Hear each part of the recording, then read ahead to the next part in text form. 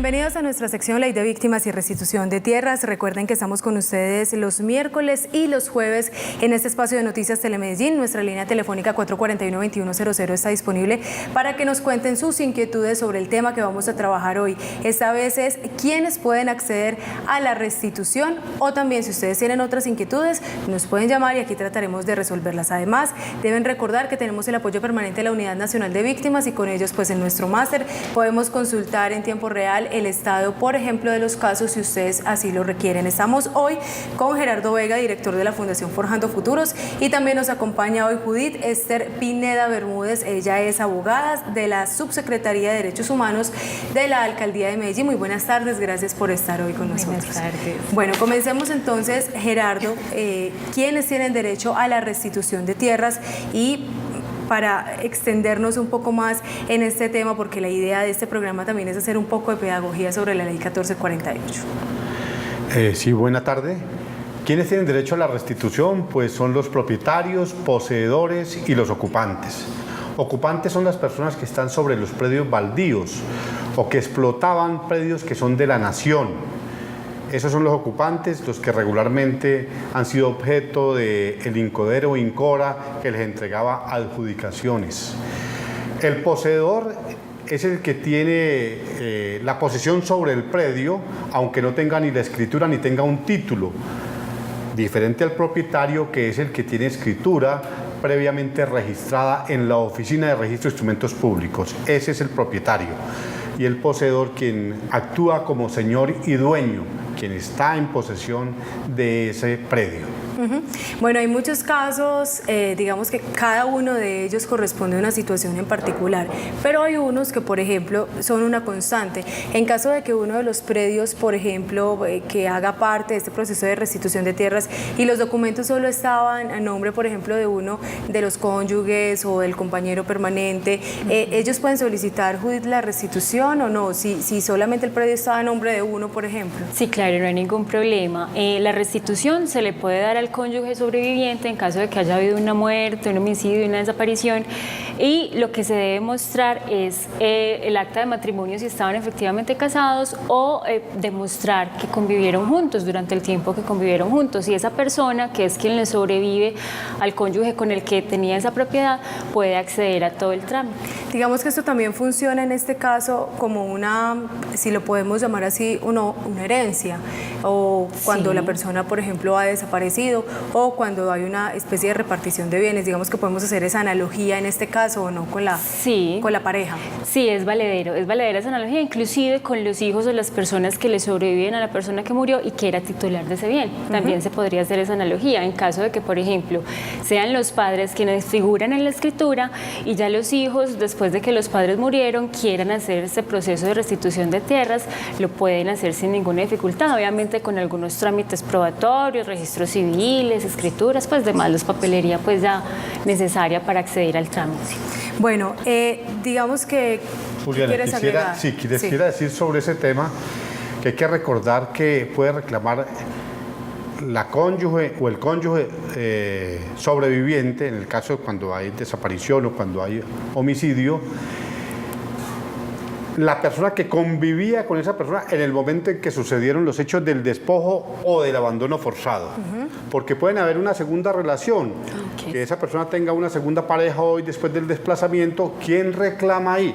Reclama la que vivía con la persona que fue objeto del desplazamiento en esa fecha. ¿Cómo se hace para probar este tipo de situaciones? Por ejemplo, digamos que eso genera gran cantidad de peleas, digamos, jurídicas.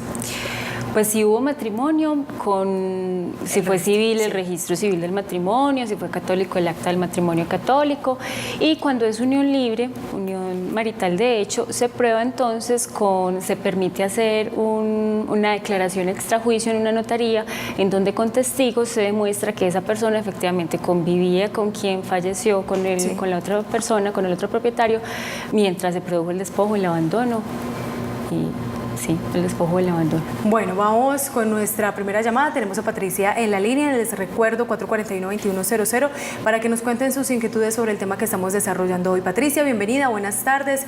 ¿Cuál es la inquietud que tiene a esta hora? Buenas tardes, yo llamo en nombre de mi mamá. Lo que pasa es que ella le mataron un hijo el año pasado. Entonces ella quiere saber si está incluida en lo de las víctimas. Sí. Hola Patricia, mira, tu mamá en principio pues sí podría acceder a hacer la solicitud de inclusión en el registro único de víctimas. Se debe acercar a cualquiera de las agencias del Ministerio Público, Procuraduría, Defensoría o Personería para hacer esa solicitud e iniciar todo el proceso administrativo. Ajá.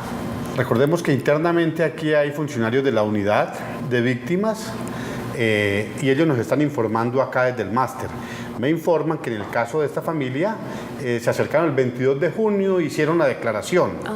Ya hicieron la declaración, entonces en alguna personería o en las propias oficinas de la unidad, pero aún no ha llegado para hacer el estudio si se registra como víctima o no de acuerdo a lo que exige la ley, que son víctimas ocasionadas con el conflicto armado. Sí. Entonces, a la señora Patricia le decimos, como la declaración es tan reciente del 22 de junio, es lo que nos informan aquí internamente, entonces tendríamos que esperar un poco para saber que de allá la llamen cuando llegue esa declaración a la unidad de víctimas y hagan la valoración para ver si la incluyen o no como víctima del conflicto armado. Bueno, vamos a seguir desarrollando este tema, Gerardo, y para saber cuáles son esos principales obstáculos que pueden tener quienes solicitan la restitución de tierras, ya que has trabajado tanto con las víctimas, tal vez hombro a hombro inclusive.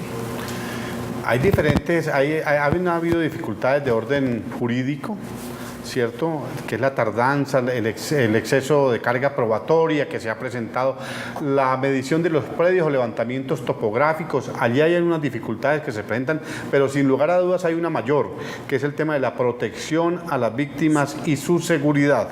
Recordemos que a nivel nacional van 70 personas desde el año 2008, época en que se empieza a hablar de la restitución mediante otra ley.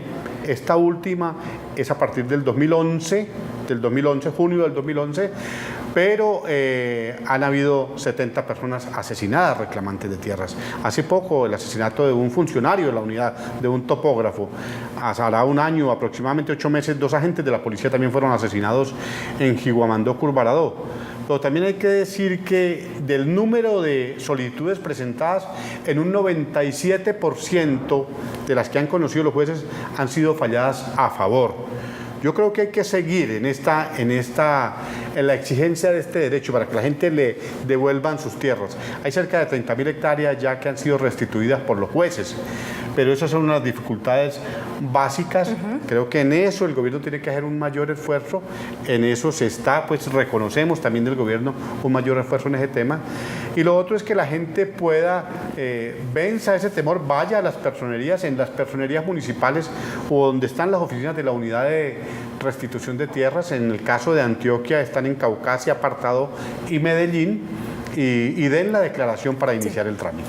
449-2100, nuestra línea telefónica, ya saben que la tenemos abierta para que ustedes nos cuenten las inquietudes que tienen sobre este tema. Yo quiero que Judith nos explique un poco porque digamos que en la ciudad tienen derecho a ser protegidos los predios de las personas que también sufren desplazamiento forzado intraurbano, que es otro caso o que son otros casos también complicados dentro de la misma ciudad para resolver.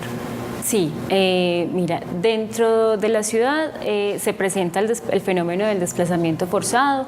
Muchas de las víctimas de desplazamiento forzado se ven obligadas a abandonar sus predios o son despojadas de los mismos, y estas personas también tienen todo el derecho a acceder a la restitución de sus bienes, a hacer pues la solicitud de restitución de predios. Aparte, a través de los centros de atención a víctimas de la Alcaldía de Medellín, se hace un proceso que es el de la protección jurídica del predio, que es una solicitud que se ingresa a Catastro, que se ingresa a la Oficina de Instrumentos Públicos, en donde lo que se busca es dar a conocer públicamente que este predio fue despojado o abandonado a consecuencia de la violencia, para que no haya terceros que se aprovechen de esta situación para afectar aún más a las víctimas de desplazamiento. Muy bien. Les vuelvo a recordar, línea telefónica 441-2100. Gerardo, ¿qué pasa en esos casos donde esta tierra abandonada con ocasión del conflicto, que muchas familias debieron salir, son ocupadas por otras personas? Ahí, digamos, ¿cómo entra a operar la ley, cómo entra a operar la reclamación de ese predio?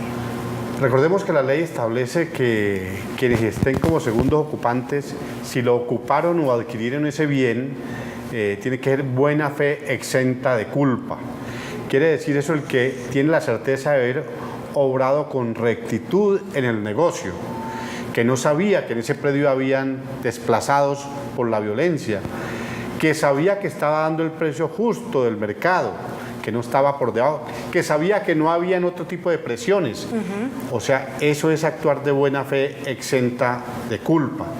Entonces esas personas, cuando prueban que actuaron de buena fe exenta de culpa, tienen derecho a ser compensados. El predio se le devuelve, se le restituye a la víctima inicial, y el segundo ocupante que fue de buena fe, el juez, como lo establece la ley, debe compensarlo, debe ordenar una compensación. Tenemos a Luz en la línea. Luz, buenas tardes, ¿qué inquietud tiene a esta hora? Buenas tardes para todos, para ti una felicitación por tu programa tan excelente. Muchas gracias. Para los doctores, para hacerles una pregunta, mi caso ya hace alrededor de 4 o 5 meses más o menos, que pues fuimos a la personería, bueno, y nos quedaron de llamar. Y bueno, no nos han llamado porque entonces no sabemos si estamos dentro de este proceso, bueno, no sé. Entonces, para ver si de pronto ellos me pueden decir si eso se demora más o qué. Y otra preguntita, a mí me mataron un hermano, pero mi hermano lo mataron en el 89. Mi hermano era soltero y no sé, mis papás ya están muertos, no quedamos sino las hermanas.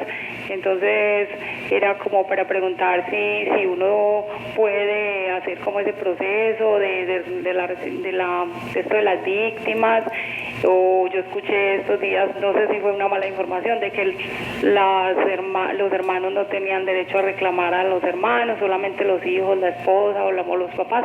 Por favor, me aclaran esto y Dios los bendiga. Muchas gracias. Muchas gracias, doña Luz. Le pedimos que se quede con nosotros porque aquí tenemos 2 personas idóneas para responderle las inquietudes. Gerardo, comenzamos con la información. Si quiere, yo respondo la primera pregunta. Sí. Listo. Bueno, con doña Luz, con respecto a lo de su hermano, la Corte Constitucional ha sido clara en determinar que no es tan cerrado el círculo familiar que puede reclamar pues por las víctimas del conflicto armado. Usted podría acercarse a reclamar por su hermano. Aparte, hace el proceso como lo hizo en el caso que nos preguntó, se acerca a la personería, lleva todos los documentos y sería esperar entonces a que le respondan si va a quedar incluido o no por la muerte de su hermano, pero los hermanos también tienen derecho a reclamar por las víctimas. Gerardo. En el mismo caso, ella pregunta si con el trámite que se ha hecho. En el día de ayer nos informan internamente del máster que la valoración de ella se hizo en el día de ayer. No tenemos la información si fue valorado aceptándola como víctima o no. Si no ha sido aceptada como víctima del registro, está en el tiempo de presentar el recurso de apelación. Bueno, me siguen informando que no fue aceptada, que no la calificaron como víctima, entonces tiene derecho a presentar el recurso de reposición o apelación para que el funcionario que tomó la decisión o hizo la valoración modifique esa decisión. Puede faltar una declaración, puede faltar mayor información, entonces por favor vamos a estar pendientes para que la llamen, le informen, le notifiquen la decisión, pero desde ahora le digo, usted puede apelar la decisión. Bueno, sí. Eso lo puede hacer en la propia unidad, en las personerías o en la fundación, con mucho gusto podemos asesorar. A eso iba, si ella requiere más información muchísimo más amplia, una asesoría mucho más amplia, puede comunicarse a la Fundación Forjando Futuros en el número telefónico 414-3572. Hasta aquí llegamos con este espacio, mañana los esperamos con más sobre el tema de ley de víctimas y restitución de tierras. Gerardo, director de la Fundación Forjando Futuros, gracias por estar con nosotros. Y también nos acompañó Judith Pineda, abogada de la Subsecretaría de Derechos Humanos de la Alcaldía de Medellín. Recuerden que para llamar a la Fundación o para solicitar la ayuda de la Fundación, primero deben solicitar la cita telefónicamente. Así que nos vemos mañana. Feliz tarde, sigan con la programación de nuestro canal Telemedellín. Aquí te ves.